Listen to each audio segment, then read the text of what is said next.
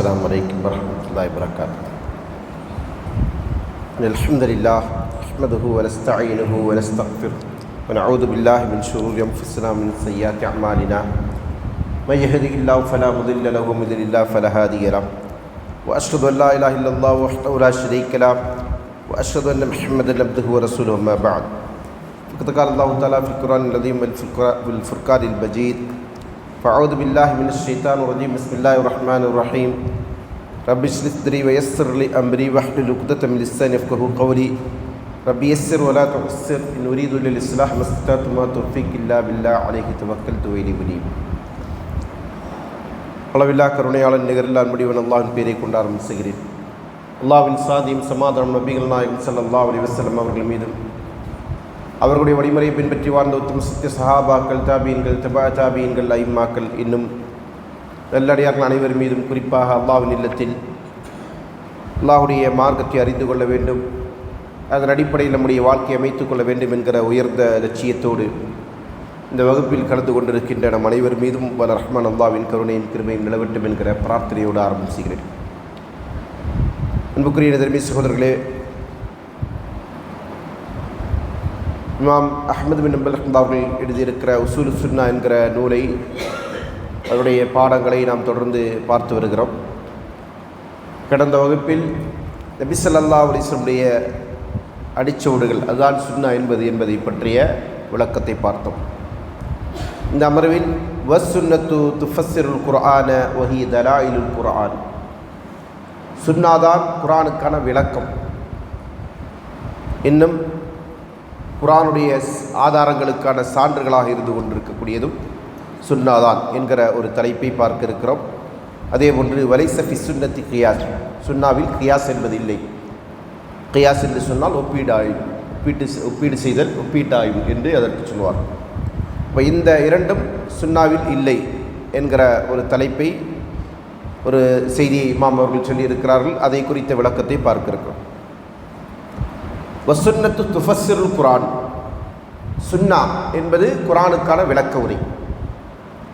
குர்ஆனை நாம் விளக்க வேண்டும் என்று சொன்னால் அதற்கு சுன்னா இல்லாமல் முடியாது.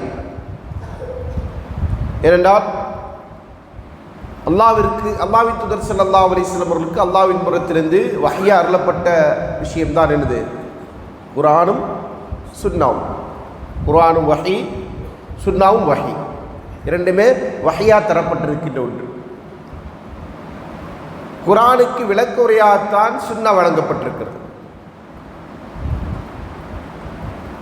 அல்லாஹ்வின் தூதர் ஸல்லல்லாஹு அலைஹி வஸல்லம் அவர்கள் சொல்கிறார்கள்: அலா இன்னி ஊதீத்துல் கிதாப வ மிஸ்லஹு மஅஹு, அறிந்து கொள்ளுங்கள், நான் கிதாபு வழங்கப்பட்டிருக்கிறேன், அது போன்ற ஒன்றும் அதோடு சேர்த்து வழங்கப்பட்டிருக்கிறேன். கிதாப் என்றால் வேதம். வேதம் வழங்கப்பட்டிருக்கிறது, வேதத்தை போன்ற ஒன்றும் வேதத்தோடு எனக்கு தரப்பட்டிருக்கிறது என்று அல்லாஹ்வின் தூதர் ஸல்லல்லாஹு அலைஹி வஸல்லம் அவர்கள் சொல்லுகிற செய்தி முஸ்னத் அஹ்மத், அபூதாவுத் போன்ற நூல்களில் இடம்பெற்றிருக்கிறது. இப்போ இந்த செய்தி எதை சொல்லுகிறது என்று கேட்டால், நபி ஸல்லல்லாஹு அலைஹி வஸல்லம் அவர்களுக்கு அல்லாஹ்வின் புறத்திலிருந்து அருளப்பட்ட வஹீதான் குர்ஆனும் சுன்னாவும். இதற்கு நம்ம ஏராளமான சான்றுகள் ஏற்கனவே நினைச்சிருக்கிறோம், குர்ஆனிலே பார்த்திருக்கிறோம். ஹுவல்லதி பஅஸ ஃபில் உம்மீன ரசூலன் மின்ஹும் யத்லு அலைஹிம் ஆயாத்திஹி வ யுஸக்கிஹிம் வ யுஅல்லிமுஹுமுல் கிதாப வல் ஹிக்மா. அவன்தான் உம்மி சமுதாயத்திடத்தில் தன்னுடைய தூதரை அனுப்பி வைத்தான். அதற்காண்டி அவர்களுக்கு வேதத்தை கற்றுக் கொடுத்து அவர்களை பரிசுத்தப்படுத்துவதற்காண்டி அவர்களுக்கு வேதத்தையும் கற்றுக் கொடுக்க வேண்டும், ஞானத்தையும் கற்றுக் கொடுக்க வேண்டும். யுஅல்லிமுஹுமுல் கிதாப வல் ஹிக்மா. அதில் கிதாப் என்பதற்கான பொருள் என்ன? அல் குர்ஆன். ஹிக்மா என்பதற்கான பொருள் என்ன? ஞானம். அதற்கான பொருள் என்ன? சுன்னா. அதே போன்றுதான் நபி ஸல்லல்லாஹு அலைஹி வஸல்லம் மனைவிமார்களை பார்த்து அல்லாஹ் சொல்லுகிற வசனம்: வதுக்குர்ன மா யுத்லா ஃபீ புயூத்திகுன்ன மின் ஆயாத்தில்லாஹி வல் ஹிக்மா. நபியின் மனைவிமார்களே, உங்களுடைய வீடுகளில் ஓதப்படுகிற அல்லாஹ்வுடைய வசனங்களை நீங்கள் நினைவு கூறுங்கள். வல் ஹிக்மா, அதோடு ஹிக்மத்தையும் நீங்கள் நினைவு கூறுங்கள். இதற்கு விளக்கம் சொல்லுகிற போது இமாம் ஷாஃபி ரஹ்மத்துல்லாஹி சொன்னார்கள், சமீது அஹ்லில் இல்மி மின் அர்லி, எங்களுடைய ஊர்களில் இருக்கக்கூடிய அறிஞர்களிடமிருந்து நான் கேட்டிருக்கிறேன், அல் ஹிக்மத்து ஹி சுன்னா, ஹிக்மத் என்பது சுன்னா தான் என்று. ஒட்டுமொத்தமாக அது ஒரு இஜ்மாவான ஒரு கவுல். இது ஹிக்மத் என்று அல் குர்ஆனிலே சொல்லப்பட்டிருக்கின்ற அந்த வசனத்திற்கான பொருள் என்னதான்? சுன்னா என்பது இஜ்மாவான ஒரு கவுல். அப்போது குர்ஆனுக்கான விளக்க உரையாகத்தான் என்ன இருந்து கொண்டிருக்கிறது? சுன்னா இருந்து கொண்டிருக்கிறது. அதனால தான் இமாம் யஹ்யா இப்னு அபி கஸீர் ரஹ்மத்துல்லாஹி சொல்வார்கள், அஸ் சுன்னத்து காலியத்துன் அலல் கிதாபி வலைஸல் கிதாபு காலியான் அலல் சுன்னா. சுன்னா என்பது குர்ஆனுக்கு காலியாக இருக்கக்கூடிய ஒன்று, குர்ஆனுடைய வசனங்களுக்கான விளக்கத்திற்கு தீர்ப்பு சொல்லக்கூடிய ஒன்று. ஆனால் அதே நேரத்தில் கிதாப் என்பது சுன்னாவிற்கான காலி கிடையாது. புரியுதுங்களா? குர்ஆனுடைய வசனங்களுக்கான விளக்கத்தை அல்லது அதனுடைய தீர்ப்பை சொல்லக்கூடிய ஒன்றாக சுன்னா இருந்து கொண்டிருக்கிறது. ஆனால் ஒருபோதும் குர்ஆன் என்பது சுன்னாவுடைய அந்த விளக்கத்திற்கான காலியாக இல்லை. சுன்னா சொல்லக்கூடிய கருத்திற்கான காலியாக, நீதிபதியாக யார் இல்லை? குர்ஆன் இல்லை என்று சொன்னாங்க. இதை இமாம் சுயீத் ரஹ்மத்துல்லாஹி அவர்கள், இந்த இமாம் அவருடைய கூற்றை சுயீத் இமாம் அவர்கள் என்ன செய்கிறாங்க? தெளிவுபடுத்தி சொல்கிறாங்க. என்ன அப்படின்னு சொன்னால், குர்ஆனை பொறுத்தவரையில் சுன்னாவின் பக்கம் தேவையுடையதாக இருந்து கொண்டிருக்கிறது. ஆனால் ஒருபோதும் சுன்னா குர்ஆனின் பக்கம் தேவையுடையதாக இல்லை. அப்படி சொன்னால் குர்ஆனில் சொல்லப்பட்டிருக்கின்ற வசனங்களை விளங்குவதற்கு நமக்கு என்ன தேவைப்படும்? சுன்னா தேவைப்படும். சுன்னாவில் சொல்லப்பட்டிருக்கின்ற ஒன்றை விளக்குவதற்கு குர்ஆன் தேவைப்படாது. ஏன்னா அது அசல், இது அதோடைய ஃபர் என்கிற அடிப்படையில் இருந்து கொண்டிருக்கிறது. அதனால் குர்ஆனை நம்ம விளங்கணும் அப்படின்னு சொன்னால் அதற்கு நமக்கு என்ன தேவை? கண்டிப்பாக சுன்னா தேவை. அப்போ குர்ஆனுக்கான விளக்க உரை இது சுன்னா. உசூல் தஃப்சீர் என்கிற ஒரு கலை இருக்குது. உசூல் தஃப்சீர் என்ன அர்த்தம்? குர்ஆனுடைய வசனங்களுக்கான விளக்க உரையை அளிப்பதற்குரிய அடிப்படைகள் என்ன என்பதை பற்றி பேசுகிற கலைக்கு பேர் தான் உசூல் தஃப்சீர் என்பது. இந்த உசூல் தஃப்சீர் என்கிற கலையில் எழுதப்பட்டிருக்கிற ஒரு நூல் இமாம் இப்னு தைமிய்யா ரஹ்மத்துல்லாஹி ஒரு நூல், முகத்திமத்து உசூல் தஃப்சீர் என்று சொல்வார்கள் அதற்கு. அந்த நூலுக்கு, அந்த நூலில் அவர்கள் சொல்கிறாங்க, குர்ஆனுக்கான விளக்கத்திற்கான சரியான வழிமுறை என்ன என்று நீங்கள் என்கிட்ட கேட்டிங்கன்னா நான் அதற்கான பதிலாக என்ன சொல்லுவேன் அப்படின்னா, முதலாவது என்ன சொல்லுவோம்? இஃபஸ்ஸிருல் குர்ஆன பில் குர்ஆன். முதலாவது குர்ஆனை கொண்டு விளக்கம் அளிக்கிறது அப்படின்னு சொன்னால், ஒரு வசனத்தில் சொல்லப்பட்டிருக்கிற அந்த வசனத்திற்கான விளக்கத்தை வேறொரு வசனத்துடைய துணையை கொண்டு நம்ம விளக்கிறது. இதை நபி ஸல்லல்லாஹு காலத்திலே ரசூல் ஸல்லல்லாஹு அலைஹி வஸல்லம் செய்து காட்டி விஷயம். உதாரணமாக நபி ஸல்லல்லாஹு அலைஹி வஸல்லம் இடத்துல சஹாபாக்கள் வராங்க. அல்லாஹ் தஆலா அல் குர்ஆனுடைய 6வது அத்தியாயம் சூரத்துல் அன்ஆம் 82வது வசனத்தில் தான் சொல்கிறான்,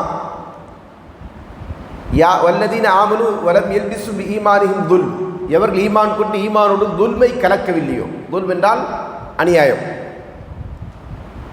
அவர்களுக்கு தான் பாதுகாப்பு இருந்து கொண்டிருக்கிறது, அவர்கள் தான் நேர்வழியில் உள்ளவர்கள்.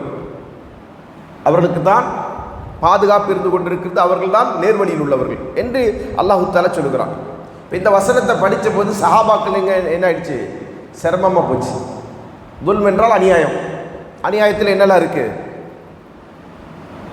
பல வகையான அநியாயம் இருக்குது. அடுத்தவங்களுக்கு செய்யக்கூடிய அநியாயம் இருக்கிறது, தனக்கு செய்யக்கூடிய அநியாயம் இருந்து கொண்டிருக்குது, ரப்பிற்கு எதிராக செய்யக்கூடிய அநியாயங்கள் இருந்து கொண்டிருக்கிறது. இப்படி பல்வேறு விதமான அநியாயம். அப்போ எந்த அநியாயத்தையும் செய்யாதவன் யாரு? அப்படி ஒரு மனுஷன் இருக்கானா? எந்த அநியாயத்தையும் செய்யாத ஒரு மனிதன் என்று ஒரு மனிதன் இருக்கானா? நபி ஸல்லல்லாஹு அலைஹி வஸல்லம் தவிர. சரிங்களா? ஏன்னா இது குர்ஆன் அருளப்பட்டது ரசூல் ஸல்லல்லாஹு அலைஹி வஸல்லம் மீது. ஆனால் அருளப்பட்டது யாருக்காக வேண்டி? மனிதர்களுக்காக வேண்டி. அருளப்பட்டது தான் நபி ஸல்லல்லாஹு அலைஹி வஸல்லம் மீது. அருளப்பட்டது யாருக்காக வேண்டின்னு கேட்டால் மனித சமுதாயத்திற்காக வேண்டி. அல்லாஹ் தஆலா அல் குர்ஆனில் அப்படி தான் சொல்லி காட்டுவான். அன்ஸல்னா இலைக்கல் குர்ஆன லிதுபையினஹு லின்னாஸி மா நுஸில இலைஹிம். நபியே, உங்களுக்கு இந்த வேதத்தை இறக்கி இருக்கிறோம், இதனை நீங்கள் மக்களுக்கு தெளிவுபடுத்துவதற்காக வேண்டி. இறக்கப்பட்டது ரசூல் ஸல்லல்லாஹு அலைஹி வஸல்லம் மீது. தெளிவுபடுத்தப்பட வேண்டியது யாருக்கு? மனிதர்களுக்கு. மனிதர்களுக்காக வேண்டி இறங்கிய ஒன்றை, மா நுஸில இலைஹிம், அவர்களுக்காக வேண்டி இறக்கப்பட்ட ஒன்றை என்று அல்லாஹ் சொல்றார். யாருக்காக வேண்டி இறக்கப்பட்டது? உம்மத்திற்கு, மனித சமுதாயம். அப்போ அந்த அடிப்படையில் சஹாபாக்கள் என்ன செய்கிறாங்க, அந்த வசனத்தை சிரமமாக பார்க்குறாங்க. ஐயுனா அலா எதிலும் ரசூலுல்லாஹ்விடத்தில் வந்து முறையிடா, யார் சொல்லா அநியாயம் செய்யாதவன் எங்களில் யார் இருக்கிறான், அநியாயம் செய்யாதவன் எங்களில் யார் இருக்கிறான் அப்படின்னு கேட்குறாங்க. அப்போ ரசூலுல்லாஹ் அப்படி சொல்கிறாங்க, நீங்கள் நினைக்கிறதில்ல இதோடைய பொருள். இதை அவங்க அப்போ சஹாபாக்கள் என்ன நினச்சாங்க, நம்ம பரஸ்பரம் செய்யக்கூடிய அநியாயம், அதைத்தான் இந்த வசனம் பேசுகிறது. அப்போ அந்த அநியாயம் செய்கிறவனுக்கு அல்லாஹ்ட்ட என்ன இல்லை, அச்சமற்ற நிலை, பாதுகாப்பு நிலை இல்லை, அவனுக்கு என்ன கிடையாது, அவன் நேர்வழியிலும் இல்லை என்பதைத்தான் இந்த வசனம் பேசுகிறது என்பதாக அவர்கள் புரிந்து கொண்டு தான் இந்த கேள்வி கேட்குறாங்க. அப்போது ரசூலுல்லாஹி ஸல்லல்லாஹு அலைஹி வஸல்லம் சொல்கிறாங்க, நீங்கள் நினைத்ததல்ல இதனுடைய பொருள் என்று சொல்லிவிட்டு நீங்கள் இன்னொரு வசனத்தை படிக்கலையா, என்ன வசனம், இன்ன ஷிர்க லதுல்முன் அதீம் என்று அல்லாஹ் சொல்கிறானே, நிச்சயமாக இணை வைப்பு என்பது அதுதான் மிகப்பெரிய அநியாயம் என்று அல்லாஹ் சொல்கிறான் இல்லையா, அந்த அநியாயத்தை ஈமானோடு யாரும் கலக்கவில்லையோ என்பதை இதற்கான பொருள் சொல்கிறாங்க. இதற்கு தான் என்ன சொல்லுவாங்க, தஃப்சீருல் குர்ஆன் பில் குர்ஆன், குர்ஆனை வந்து குர்ஆனை கொண்டு விளக்குறது. இந்த வழிமுறைக்கு தான் என்ன சொல்லுவாங்க, குர்ஆனை கொண்டு குர்ஆனை விளக்குறது. அப்படின்னா என்ன அர்த்தம், ஒரு வசனத்தில் மூடலாக சொல்லப்பட்டிருக்கின்ற ஒரு அர்த்தத்தை இன்னொரு வசனம் கொஞ்சம் விரிவாக பேசும். உதாரணமாக சொன்னால் இஹ்தின ஸிராத்தல் முஸ்தகீம், நம்ம அல்லாஹ்விடத்தில் தினந்தோறும் பிரார்த்திக்கின்ற ஒரு பிரார்த்தனை, ஸிராத்தல் லதீன அன்அம்த அலைஹிம், எங்களுக்கு நீ நேரான வழியை காண்பித்தருள்வாயா. அந்த நேரான வழி எது, நீ யார் மீது அருள் புரிந்தாயோ அவர்கள் சென்ற அந்த நேரிய வழி. அந்த நேர்வழி எங்கே இருக்குது, குர்ஆன் முழுக்க அந்த நேர்வழி தான். அந்த அல்லாஹ்வுடைய அருளுக்குரியவர்கள் யார், யார் அந்த அருளுக்குரியவர்கள், மாஷா அல்லாஹ். அதை வந்து அல்லாஹ் தஆலா செய்வான், சூரத்து நிசா 4வது அத்தியாயத்துடைய 69வது வசனத்தில் அல்லாஹ் சொல்லுவான்,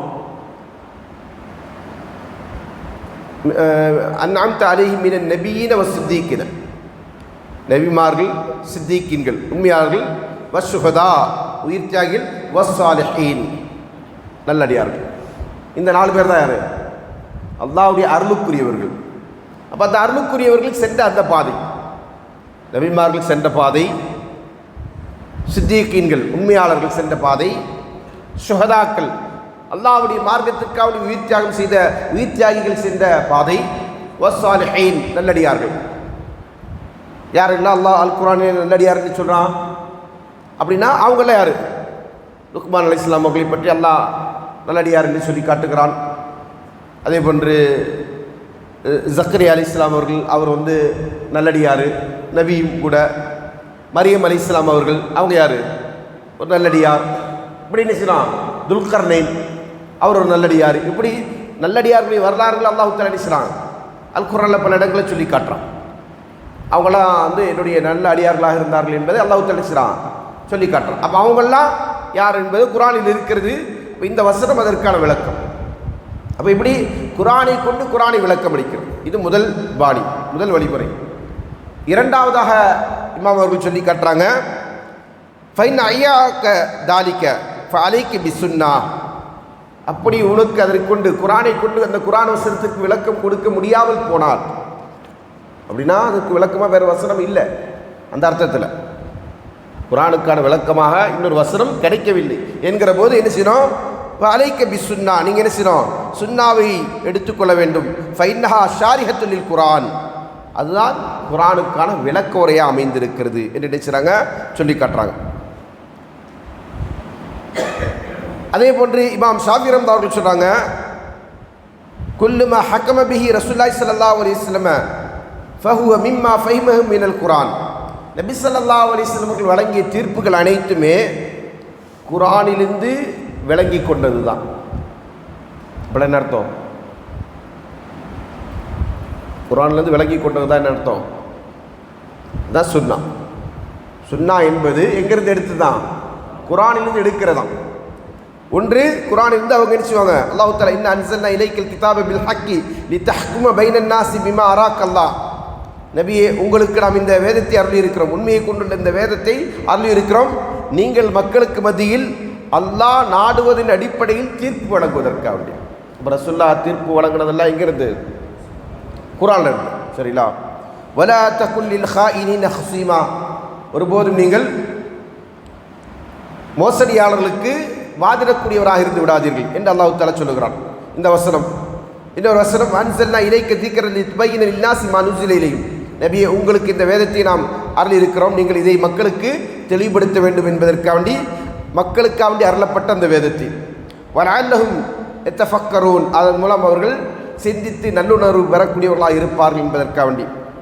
அப்போ இது போன்று பல்வேறு வசனங்கள். அப்போ இதெல்லாம் என்னன்னு சொன்னால் குரானிலிருந்து இந்த குரானுடைய வசனங்களுக்கு அடிப்படையில் தான் நபி ஸல்லல்லாஹு அலைஹி வஸல்லம் என்ன செஞ்சிருக்கிறாங்க, தீர்ப்பு வழங்கியிருக்கிறாங்க. அதே போன்றுதான் இந்த சுன்னா என்பது குரானுடைய வசனங்களுக்கான விளக்கம். ரசூல் ஸல்லல்லாஹு அலைஹி வஸல்லம் எதை ஒன்று செய்து காட்டினார்களோ அது இந்த வசனங்களுடைய அடிப்படையில் இருந்து கொண்டிருக்கிற செயல்கள். இப்போ ரசூல் ஸல்லல்லாஹு அலைஹி வஸல்லம் என்ன செய்கிறாங்க, இப்போ தொழுங்கள் என்று அல்லாஹ் கட்டளை எடுக்கிறான். அகீமுஸ் ஸலாஹ், தொழுகை நிலைநாட்டுங்கள். எப்படி நிலைநாட்டணும்? குரானில் கிடையாது. அதற்கான விளக்கம் எங்கே இருக்குது? சுன்னா. அதனால தான் சுன்னா இல்லாமல் குரானை விளங்க முடியாதுன்னு சொல்கிறோம். ஜகாத் கொடுக்கணும், எதெல்லாம் கொடுக்கணும், எவ்வளோ கொடுக்கணும், அதை பற்றிய விளக்கம் எங்கே இருக்குது? சுன்னால தான் இருக்குது. சுன்னா என்பது குரானுடைய விளக்க உரை, குரானுடைய விளக்க உரை. எனவேதான் சுன்னா இல்லாமல் குரானை விளங்க முடியாது என்று சொல்கிறோம். குரான் சுன்னா இல்லாமல் குரானை விளங்க முடியும் என்று யார் வாதிட்டார்களோ அவர்கள் யார்? அஹ்லுல் குரான் என்று சொல்லக்கூடியவங்க. அவர்களை உண்மையில் அவர்கள் காஃபிர்கள். குரானை பின்பற்றக்கூடியவங்க எப்படிங்க காஃபிர் ஆகும்னு கேட்டிங்கன்னா, அவங்க குரானையே மறுக்கிறாங்க. குரான் எங்கே மறுக்கிறாங்க? அவங்க குரானில் சுன்னாவை பற்றி சொன்ன அத்தனை செய்திகளையும் அவர்கள் இருட்டடிப்பு செய்து அதை மறைத்து விட்டுத்தான் அவர்கள் எந்த வாதத்தை நிலைநாட்ட முடியும்? அஹ்லுல் குரான் என்கிற வாதத்தை நிலைநாட்ட முடியும். குரான் மட்டும் போதும் என்கிற வாதத்தை அவர்கள் சொல்லுவதாக இருந்தால் இந்த சுன்னாவை பற்றி பேசுகிற அத்தனை வசனங்களையும் அவங்க நினைச்சணும் நிராகரிக்கணும். நிராகரிக்காமல் அதை அவங்களால செய்ய முடியாது. அப்போ அதனால தான் அவங்க யாராகிறாங்க? காஃபிர்கள் ஆகிறாங்க. அஹ்லுல் குரான் யார் காஃபிர்கள் என்று ஏன் சொல்லுகிறோம்னு சொன்னால் அதற்கு காரணம் இதுதான். சரிங்களா? அப்போ குரான் என்பது சுன்னா என்பது குரானுடைய விளக்க உரை. வஹிய தலாயிலுல் குரான். அடுத்ததாக என்ன சொன்னாங்க? அதுதான் குரானுடைய ஆதாரம். குரான் என்ன சொன்னதோ அதைத்தான் நபி ஸல்லல்லாஹு அலைஹி வஸல்லம் அவர்கள் செய்தார்கள். இப்போது அஹ்லுல் குரானை எடுத்து வைக்கக்கூடிய ஒரு ஆதாரம் என்னன்னு கேட்டிங்கன்னா, அவங்க சுன்னாலேருந்து ஆதாரம் எடுத்து வைப்பாங்க. எதுக்கு? இதுக்கு மட்டும் எடுத்து வைப்பாங்க. எதுக்கு எடுத்து வைப்பாங்க? அவங்களுடைய அந்த மறுப்பு, சுன்னா மறுப்பு கொள்கைக்காண்டி. ஆயிஷா ரலியல்லாஹு இடத்துல கேட்கப்பட்டது, என்ன கேட்கப்பட்டது? கைஃப கான ரசூலுல்லாஹி ஸல்லல்லாஹு அலைஹி வஸல்லம், ரசூல் ஸல்லல்லாஹு அலைஹி எப்படி இருந்தார்கள்? அப்போ அவங்க அதுக்கு பதிலாக என்ன சொன்னாங்க? அலம் தக்ரல் குரான், நீ குரானை படிக்கலையா? கான ஹுலுக்குவல் குரான், ரசூல் ஸல்லல்லாஹு அலைஹி பண்பு என்னவா இருந்தது? குரானாக இருந்தது. அவர் குரானை தான் இருந்தார். அவர் சொன்னாங்க, அவர் என்ன செய்யலை, குரானை விட்டுட்டு ஒன்றும் செய்யலை அப்படின்றதுக்கு இது என்ன செய்வாங்க? ஆதாரமாக கொண்டு வருவாங்க. அப்போ அதற்கு என்ன விளக்கம் அப்படின்னு கேட்டிங்கன்னா, விளக்கமே தேவையில்லை, அதுவே அடிப்படையில் புரியும். குரானில் சொல்லக்கூடிய எல்லாவற்றையும் அந்த கட்டளைகளுக்கான செயல் வடிவமாக வாழ்ந்தவர் தான் யார்? ரசூல் ஸல்லல்லாஹு அலைஹி அவர்கள். குரான் அல்லாஹ் ஒன்றை சொல்லிட்டானா அந்த செஞ்சு காட்டினது யார்? ரசூல் ஸல்லல்லாஹு அலைஹி அவர்கள். இப்போ எப்படி தொழ வேண்டும் என்பது ரசூல் ஸல்லல்லாஹு அலைஹி அவர்களிடமிருந்து கற்றுக்கொள்கிறோம். எப்படி நோன்பு நோக்க வேண்டும் என்பதை ரசூல் ஸல்லல்லாஹு அலைஹி அவர்களிடமிருந்து கற்றுக்கொள்கிறோம். எப்படி ஹஜ் செய்ய வேண்டும், எப்படி ஜக்காத் கொடுக்க வேண்டும், எப்படி நன்மைகள் செய்ய வேண்டும், இப்படி எல்லா விஷயங்களையும் யார்கிட்ட தான் கற்றுக்கொள்ள முடியும்? நபி ஸல்லல்லாஹு அலைஹி வஸல்லம். இதுதான் ரசூல் ஸல்லல்லாஹு அலைஹி குரானாக இருந்தாங்கன்றதுக்கான அர்த்தம். அது இல்லாமல் வெறும் குரானை மட்டும் பின்பற்றி கொண்டிருந்தார்கள் என்ற அர்த்தம் இல்லை. சரிங்களா? அப்போ அதற்கு ஒரு தூதரோட அவசியம் இல்லாமல் போயிடுமே. குரானை மட்டும்தான் ரசூல் ஸல்லல்லாஹு அலைஹி சொன்னாங்க, குரானை தான் செஞ்சாங்க அப்படின்னு சொன்னால் அதற்கு ஒரு தேவை, தூதருடைய தேவை இருக்கான்னு கேட்டால் கிடையாது. அப்போ ரசூல் ஸல்லல்லாஹு அலைஹி அவர்களே அல்லாஹ் தஆலா என்ன செஞ்சிருக்கிறான்? அழகிய முன்மாதிரி என்று சொல்லுகிறான். அப்போ இந்த முன்மாதிரி என்ன செய்யணும்? அல்லாஹ் சொல்லுகிற அந்த செய்தியை மனிதர்களுக்காக வேண்டி பெற்று அதை விளங்கி அதை விளக்கப்படுத்தக்கூடியவராக இருக்க வேண்டும், அதை நடைமுறைப்படுத்தக்கூடியவராக இருக்கணும். அப்படித்தான் நபி ஸல்லல்லாஹு அலைஹி இருந்தாங்க. ஏன் நபி ஸல்லல்லாஹு அலைஹி 23 ஆண்டு வாழ்க்கை, நுபுவத்துடைய வாழ்க்கையை நம்ம என்ன செய்யணும்? இஸ்லாமிய மார்க்கத்தின் ஆதாரமாக கொள்ளப்படுகிறது என்று கேட்டால் அதற்கு காரணம் இதுதான். இந்த அடிப்படை புரியாதவங்க தான் நினைச்சவங்க அதை மறுப்பாங்க. அடுத்ததாக வலைஸ ஃபி சுன்னத்தி கியாஸுன், சுன்னாவில் கியாஸ் என்பது கிடையாது. சுன்னாவில் கியாஸ் என்பது கிடையாது. கியாஸ் என்று சொன்னால் என்ன அர்த்தம் சொன்னோம்? ஒப்பீடாய், ஒப்பிட்டு பார்க்குறது. சரிங்களா? கியாஸ் என்பது மார்க்கத்துடைய ஆதாரங்களில் ஒன்றாக பார்க்கப்படுகிற விஷயம். மார்க்கத்துடைய ஆதாரம் என்ன? குரான், சுன்னா. சரிங்களா? இதுதான் மூலாதாரம் என்று அழைக்கணும். குர்ஆன் சுன்னா என்பது மூலாதாரம். இந்த மூலாதாரத்திலிருந்து நம்ம ஆதாரங்களை எப்படி பெறுவோம் என்பதற்கான வழிமுறையாக சொல்லப்படும் போது என்ன சொல்லுவாங்க? இஜ்மா, கியாஸ். மூலாதாரம் குர்ஆனும் சுன்னாவும். அந்த குர்ஆன் சுன்னாவை நம்ம எப்படி தத்பீக் பண்ணுவோம், நடைமுறைப்படுத்துவோம் அப்படின்னு கேட்டிங்கன்னா அதற்கான அளவுகோல் என்ன? அந்த ஆதாரங்கள், 2 ஆதாரங்களிலிருந்து இன்னும் 2 ஆதாரங்கள் நமக்கு விரிவாக கிடைக்கும். 3வது ஆதாரம் என்ன? இஜ்மா. இஜ்மா என்றால் என்ன? சஹாபாக்குடைய ஒருமித்த கருத்து. சஹாபாக்குடைய ஒருமித்த கருத்து அது எப்படிங்க ஆதாரமாகும் அப்படின்னு கேட்பாங்க ஒரு கூட்டம். சரிங்களா? இப்போ நம்ம குர்ஆன் தொகுக்கப்பட்ட வரலாறு அப்படின்னு ஒன்று இருக்கு. தொகுக்கப்பட்ட வரலாறு ஒன்று இருக்கு இல்லையா? சரி, கடைசியாக அதில் சேர்க்கப்பட்ட வசனம் இந்த வசனம் குர்ஆனில் இறங்கிய வசனம் கேட்கல, குர்ஆன் தொகுக்கப்பட்ட வரலாறுக்கு பேசுகிறேன். குர்ஆன் தொகுக்கப்படுகிற போது கடைசியாக அதில் ஒரு 2 வசனம் சேர்க்கப்பட்டது. இந்த 2 வசனம் சூரத்து தௌபா. மாஷா அல்லாஹ். சூரத்து தௌபாவுடைய கடைசி 2 வசனங்கள். சரிங்களா? ஜாக்கும் ரசூல் மின் அன்ஃபுசிக்கும் ஹரீஸுன் அலைஹி, அந்த வசனம் தான் கடைசி சேர்க்கப்பட்டது. இந்த வசனம் யாரிடமிருந்து கிடைக்கப்பட்டது? அபு அய்யூப் அல் அன்சாரி ரலியல்லாஹு அவர்கள். இந்த அன்சாரி இந்த சஹாபியிடமிருந்து அந்த வசனத்தை பெறுறாங்க. அப்போ மற்றவங்களுக்கு இந்த வசனம் தெரியாதுன்னு அர்த்தமா? வேற யார்ட்டும் இல்லை, இந்த ஒரு சஹாபியிடத்தில் இருந்தது. இதற்கு ஆதாரம் சொல்லும் போது என்ன செய்வாங்க? ஸைத் இப்னு சாபித் ரலியல்லாஹு அன்ஹு அந்த தொகுப்பு பணியில் ஈடுபடுறாரு. இவரை என்ன செஞ்சாங்க? ரசூலுல்லாஹ் இவருடைய ஒரு நபருடைய சாட்சியத்தை 2 சாட்சியத்திற்கு ஒப்பாக ரசூலுல்லாஹ் சொன்னாங்க. அந்த செய்தியும் சொல்லிவிட்டு இவர்கள் கொண்டு வந்த இந்த வசனத்தை குர்ஆனில் சேர்ப்பாங்க. இப்போ இதுக்கு என்ன அர்த்தம்? இந்த குர்ஆன் வசனம் வேறு யாருக்கும் தெரியாதுன்னு அர்த்தமா? என்ன புரிஞ்சுக்கிறீங்க? எழுத்து வடிவில் அவரிடத்தில் மட்டும்தான் அது இருக்கிறது. குர்ஆனை எல்லாருக்கும் தெரியாது. நல்லா புரிஞ்சுக்கணும். இந்த வசனத்தை குர்ஆனாக எல்லோருக்கும் தெரியும். எல்லோருக்குன்னா யாருக்கு? எல்லாருக்கும், எல்லா சஹாபாக்களுக்கும் தெரியும்.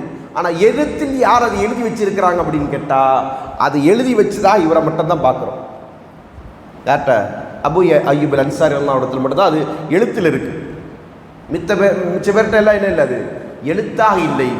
ஆனால் எல்லாருக்கும் குர்ஆன் அது என்ன செய்யும்? மனப்பாடம். ஏன்னா அவர்கள் மனப்பாடத்ததே முதல்ல சார்ந்திருந்தாங்க. ஆனால் அந்த முதல் சான்றுக்கு அடுத்ததாக அவங்க என்ன செஞ்சாங்க? எழுத்தையும் அவங்க ஆதாரமாக கொண்டு வந்தாங்க. அதனால தான் அந்த தொகுப்பு பணி என்பது என்னது? இந்த ஆதாரத்தின் அடிப்படையில் நடந்தது. இந்த ஆதாரம் எழுதப்பட்டிருக்கிறவங்களாம் கொண்டுவாங்க, யாரும் என்ன எழுதி வச்சிருக்கீங்களோ அதெல்லாம் கொண்டுவாங்க. அப்படி தான் என்ன செஞ்சாங்க? அந்த தொகுப்பு வேலை நடந்தது. இப்போ இந்த 2 வசனம் சேர்க்கப்பட்டதை அஹ்லுல் குர்ஆனினர்கள் மறுப்பார்கள். ஏன்னா அவங்களுக்கு ஒரு கணக்கு இருக்குது, 19 வகுப்படணும். வகுப்படலைன்னா எதுன்னு இல்லை, குர்ஆன் இல்லை. இந்த 2 வசனம் 19க்கு இடிக்குது. அதனால் என்ன செஞ்சுட்டாங்க? இது குர்ஆன் இல்லைன்னு சொல்லிட்டு மறுப்பாங்க. யார்? அஹ்லுல் குர்ஆன்காரங்க. இப்போ அதனாலே அவங்கள காஃபிர் நம்ம சொல்லலாம். சரிங்களா? அப்போ இந்த 2 வசனமும் குர்ஆனில் உள்ளது என்பதற்கு ஒரு நபித்தோழரிடமிருந்தான் எழுத்துக்கான சான்று இருக்கிறது. ஆனால் மற்ற அத்தனை நபித்தோழர்களும் அதை என்ன செஞ்சாங்க? குர்ஆனை அங்கீகரித்தாங்க. இஜ்மா. எல்லோருமே என்ன செஞ்சாங்க? அதை இஜ்மாவாக அது குர்ஆன் வசனம் தான் என்பதை ஏற்றுக்கொண்டார்கள். என்ன அவங்கள்ட்ட இல்லை? எழுத்தில் அதற்கான சான்று இல்லை, எழுதி வைத்ததாக அதற்கு பதிவு அவர்கிட்ட இல்லை. அவ்வளோதான் விஷயம். சரிங்களா? அப்போ இது இஜ்மா என்பது என்னது? ஆதாரம். அதே போல குர்ஆனை நம்ம தேடி பார்த்தா நமக்கு என்ன செய்யும்? 3 நேர தொழுகை தான் என்ன செய்ய முடியும்? ஆதாரம் கொண்டு வர முடியும். ஹதீஸில் 5 நேரம் இருக்கு. குர்ஆனுக்கு விளக்கம் ஹதீஸ், ஓகே. அதில் முரண்பாடு வந்தாலும் கூட இன்னொரு ஆதாரம் என்ன? சஹாபாக்கள் 5 நேரம் தான் தொழுதாங்க. சஹாபாக்குடைய காலம் தொட்டு இஸ்லாமிய சமுதாயத்தில் கருத்து வேறுபாடு இல்லாமல் 5 நேர தொழுகை என்பது இருந்து கொண்டிருக்கிறது. அப்போ இஜ்மா. இப்போ இந்த விஷயத்திற்கு இனிமேல் நம்ம என்ன செய்ய வேண்டியதில்லை, ஆதாரம் தேடி செல்ல வேண்டிய அவசியம் இல்லை. இஜ்மா என்று சொல்லுவோம். இஜ்மா என்பது ஏகோபித்த ஒரு சான்று. அதற்கு அடுத்தபடியாக என்ன சொன்னோம்? கியாஸ். கியாஸ் என்று சொன்னால் என்ன? ஒப்பிடுதல். எதோடு ஒப்பிடணும்?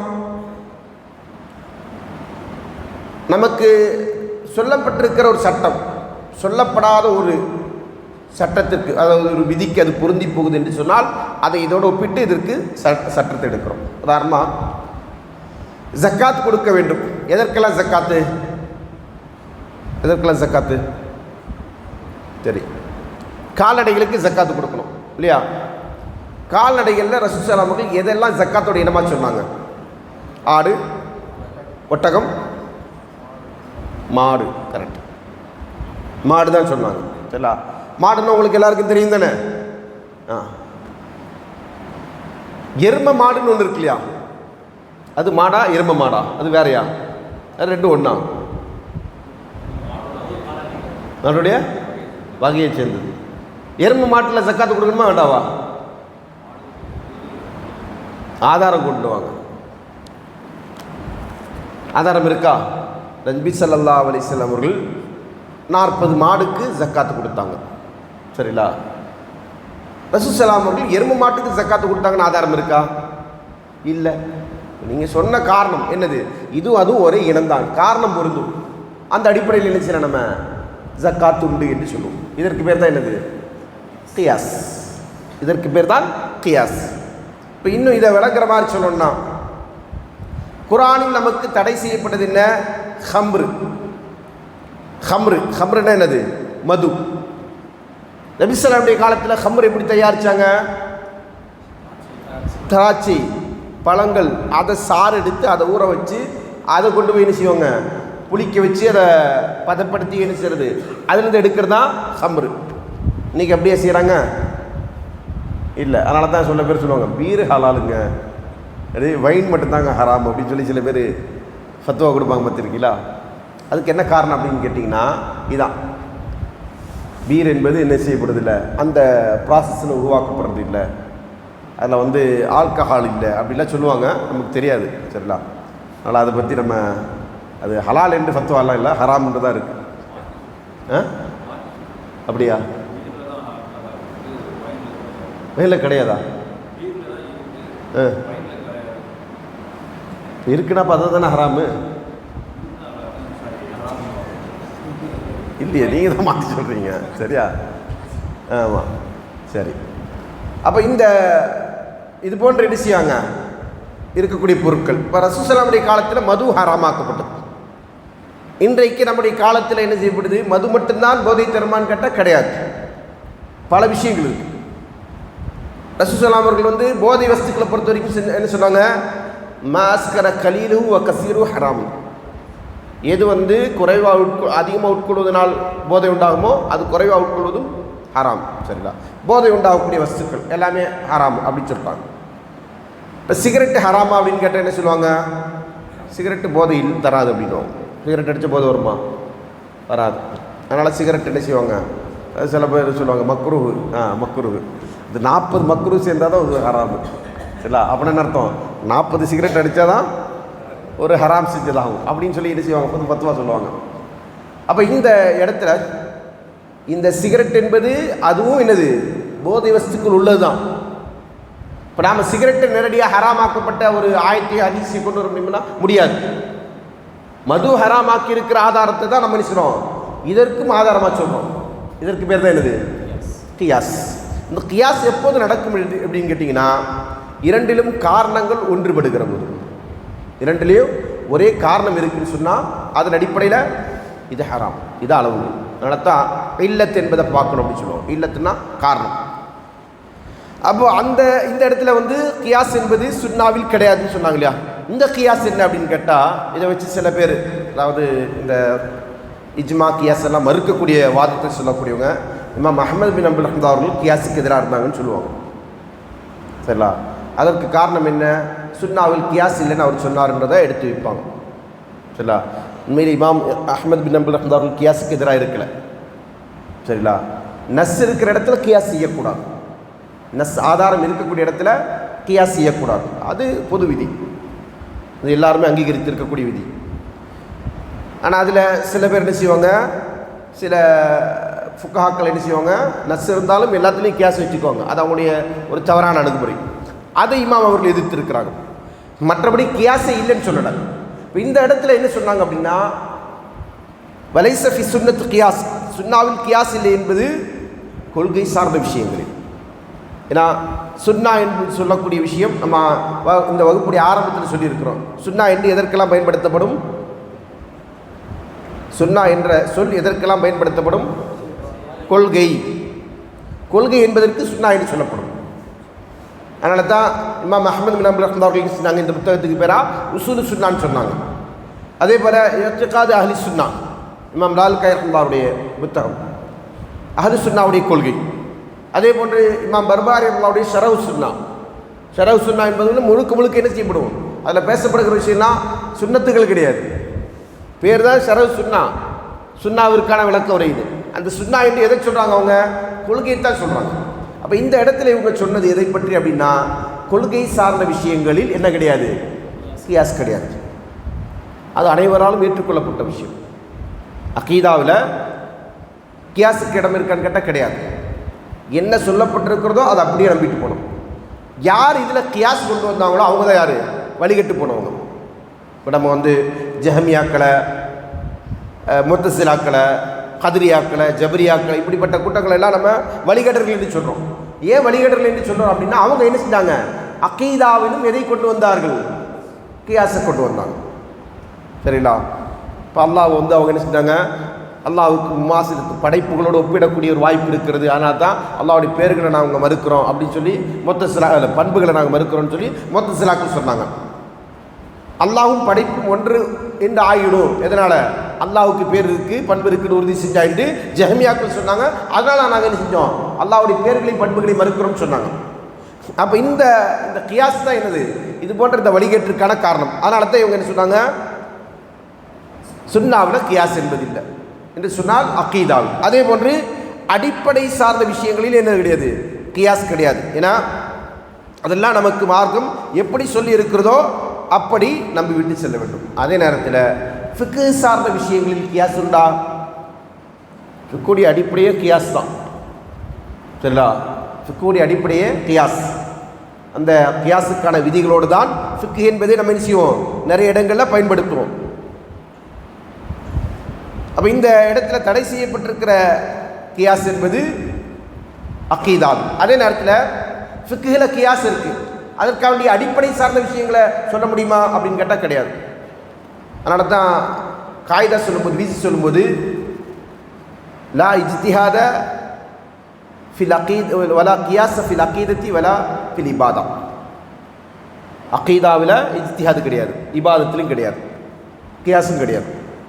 எந்த இபாதத்தில்? அசலான விஷயத்தில், இபாதத்துடைய அசல்களில் 5 நேரம் தொழுகணும், அதை இஜ்திஹாது செஞ்சு வேறு ஏதாவது ஒரு அமலை நம்ம கொண்டு வர முடியுமா? முடியாது.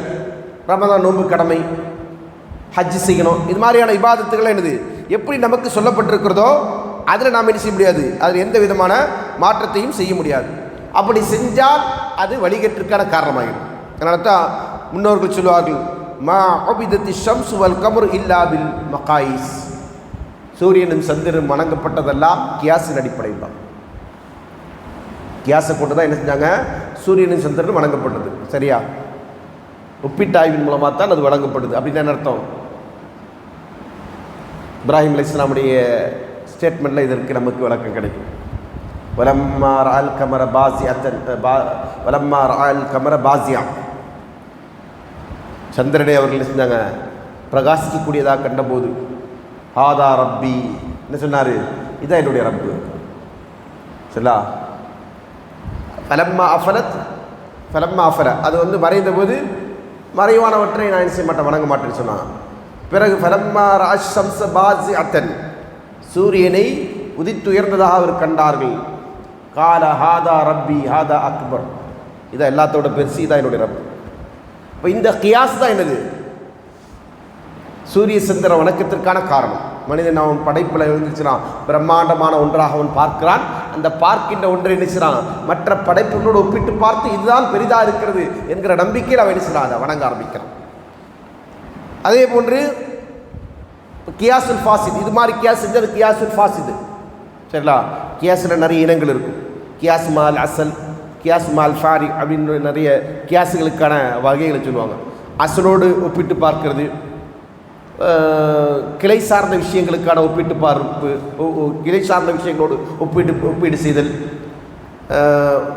முரண்பட்ட விஷயத்தோடு ஒப்பிடுதல், இப்படி என்ன செய்வாங்க, நிறைய வகையில் சொல்லுவாங்க. அப்போ அந்த அடிப்படையில் அகீதாவிலும் இபாதத்திலும் கியாஸ் செஞ்சால் அந்த கியாஸ் என்னது? கியாசுல் ஃபாசித், மோசமான கியாஸ். சரிங்களா? இதற்கு நம்ம உதாரணமாக சொல்லணும்னா முஷ்ரிக்கின்களுடைய கியாஸை சொல்லலாம், அதே போன்று இபிலிஸுடைய கியாஸ்ன்னு சொல்லலாம். முஷ்ரிக்குடைய கியாஸ் என்ன அப்படின்னு சொன்னால், அவங்க அல்லாஹ் தஆலா சொன்னா, யா அய்யுஹல்லதீன ஆமனு தக்கு வதரு மா பக்கிய மின ரிபா, நம்பிக்கை கொண்டவர்களே அல்லாஹ்வை அஞ்சிக் கொள்ளுங்கள், வட்டியில் எஞ்சிருக்கின்றவற்றை நீங்கள் விட்டு விடுங்கள். வட்டி ஹராம், வட்டி ஹராம் என்று அல்லாஹ் சொல்கிறான். அவங்க என்ன செஞ்சாங்க? இன்னமல் பையு மிஸ்ல ரிபா, வட்டியும் வியாபாரம் மாதிரி தான், வட்டியும் வியாபாரமும் ஒரு போன்று தான் என்று என்ன செஞ்சாங்க? வட்டி பொருளை கொடுத்து லாபம் பெறுறோம், வட்டி என்ன செய்கிறோம்? பணத்தை கொடுத்து லாபம் பெறுறோம். என்ன வித்தியாசம் இருக்குது? யாருடைய கேள்வி இது? கியாஸ் தானே, இதற்கு பேர் தான் கியாஸ். பணத்தை கொடுத்து நம்ம லாபம் பெறுறோம், பொருளை கொடுத்து நம்ம லாபம் பெறுறோம், இதற்கு பேர் தான் என்னது? கியாஸ். இப்போ இந்த கியாஸ் என்பது ஃபாசிதானது. இந்த கியாஸ் தான் யார் சொன்னாங்க? முஷ்ரிக்கீன்கள் சொன்னாங்க. இப்படி கியாஸ் செய்யலாமா? கூடாது. இதே கியாஸை தான் இப்லீஸ் செஞ்சான். என்ன செஞ்சான்? அதுதான் இமாம் இப்னு சீரின் ரஹ்மத்துல்லாஹி சொன்னாங்க, அவ்வளு மன் காச இப்லீஸ், முதல்ல கியாஸ் செஞ்சவன் யாரு? இப்லீஸ். ஃபர்ஸ்ட் கியாஸ் செஞ்சவன் யாரு? இப்லீஸ். அவன் என்ன செஞ்சான்? ஆனா கைரு மின்ஹு, ஆதம் அலைஹிஸ்ஸலாமை படைத்து அவனுக்கு ஆதம் அலைஹிஸ்ஸலாம் அவர்களுக்கு சுஜூத் செய்யுமாறு அல்லாஹ் இப்லீஸுக்கு கட்டளையிட்டான். இப்லீஸ் என்ன சொன்னான்? ஆனா கைரு மின்ஹு, நான் அவனை விட சிறந்தவன். ஹலக்தனி மின் நாரின் வ ஹலக்தஹு மின் தீன். எந்த அடிப்படையில் அவன் அவனை விட சிறந்த, அவரை விட இவன் தன்னை சிறந்தவன் என்று சொல்றான்? அந்த அடிப்படையில் என்ன நீ நெருப்பில் படைச்ச, அவனை நீ மண்ணில் படைச்ச. ஆதம் அலைஹிஸ்ஸலாம் அவர்களை மண்ணில் படைத்தாய், என்ன நீ நெருப்பால் படைச்சிட்ட. அப்போ நெருப்பு என்பது என்னது? மண்ணை விட சிறந்தது என்பது அவனுடைய வாதம். இந்த கியாஸ் கியாஸ் மாதிரி ஃபாரிக், அதான் விஷயங்க. என்னது? அடிப்படைக்கு மாற்றமான கியாஸ். எப்படி? அதற்கு தான் இமாம் இப்னு கஸீர் அவர்கள் சொல்லுவாங்க, காரணங்களை சொல்லுவாங்க. மண் இல்லாமல் நெருப்பு கிடையாது, அப்படி தானே? மண் இல்லாமல் நெருப்பு உருவாகுமா? உருவாகாதா? ஆகாது. மண்ணை கொண்டு நெருப்பு எரியுதுன்னு சொல்ல வரல. நெருப்பு எரியணும்னு சொன்னால் மண்ணு தான் அதுக்கு சப்போர்ட்டு. சரிங்களா? அதே போல் நெருப்பு எரிஞ்சிட்டு இருக்கு, மண்ணு போட்டால் நெருப்பு அடைஞ்சிரும். இப்போ நீ எப்படி மண்ணை விட பெருசு நீ சொல்லுவ? அந்த வாதம் என்னது? மண்ணுக்கு நெருப்புடைய தேவையில்லை. நெருப்பு எரியணும்னு சொன்னால் மண்ணுடைய தேவை இருக்கிறது, ஆனால் மண்ணுக்கு நெருப்புடைய தேவை கிடையாது. அப்போ எது சிறந்தது? அந்த வாதத்தின் அடிப்படையில் அவனுடைய அந்த கியாஸ் மால் ஃபாரிக் ஆகிடுது அவனுடைய வாதங்கள் அப்படின்னு சொல்லி நினச்சவங்க அதற்கு மறுப்பு சொல்லுவாங்க. இப்போ அடிப்படையில் என்னன்னு சொன்னால், இது போன்ற கியாஸ் தான் என்னது? ஃபாசிதான தவறான கியாஸ். அது போன்ற கியாஸ்களை செய்யக்கூடாது என்பதுதான் இந்த செய்தி நமக்கு சொல்லப்பட்டிருக்கிற விஷயம். சரிங்களா? இன்ஷா அல்லாஹ் அடுத்ததாக நம்ம சுன்னாவிற்கு உதாரணங்கள் சொல்லக்கூடாது என்கிற ஒரு தலைப்பு, அதாவது அறிவோடு அதை உரசி பார்க்கக்கூடாது என்கிற தலைப்பு இன்ஷா அல்லாஹ் வரக்கூடிய அமர்வுகளை நம்ம பார்ப்போம்.